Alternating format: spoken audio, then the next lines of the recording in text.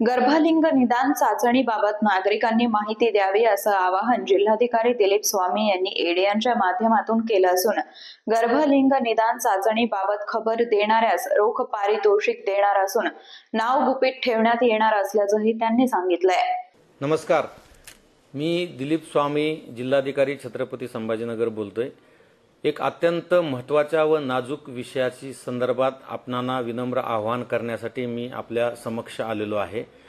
आपल्या जिल्ह्यामध्ये मुलींच्या जन्माचं प्रमाण सातत्यानं कमी होत आहे आणि अतिशय चिंतेची बाब ही आहे की हे असमानता जी आहे ती उद्या भविष्यामध्ये सामाजिक प्रश्न निर्माण करणारी आहे। त्यामुळे गर्भलिंग तपासणी ही जी कायद्यान्वये बंदी घातलेली आहे, PCPNDT कायद्याच्या अंतर्गत अशा पद्धतीनं गर्भलिंग तपासणी करणे हे कायद्यान्वये गुन्हा आहे आणि त्यामध्ये अशा प्रकारची तपासणी केल्याचं निदर्शनास आल्यास त्यांना कैदेची शिक्षा होऊ शकते।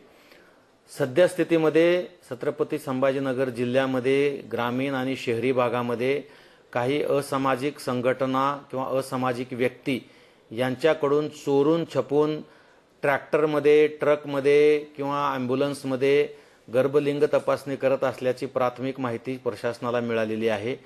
या व्हिडिओद्वारे मी समस्त नागरिकांना विनम्र आवाहन करतो की आपणाला जर अशा पद्धतीने कोणत्या ठिकाणी किंवा गोपनीय ठिकाणी अशा पद्धतीनं गर्भलिंग तपासणी होत असल्याचं निदर्शनास आल्यास एक जबाबदार नागरिक म्हणून आपण टोल फ्री नंबरवर संपर्क साधावा किंवा जिल्ह्यातील प्रशासनातील कुठल्याही वरिष्ठ अधिकाऱ्यांना आपण याबद्दलची माहिती दिली तर आपलं नाव गोपनीय राखलं जाईल आणि त्या घटनेची सत्यता पडताळल्यानंतर आपल्याला रोख स्वरूपामध्ये इनाम सुद्धा, पुरस्कार सुद्धा दिला जाईल आणि आपलं नाव गोपनीय सुद्धा ठेवलं जाईल याची खात्री आम्ही बाळगलेली आहे।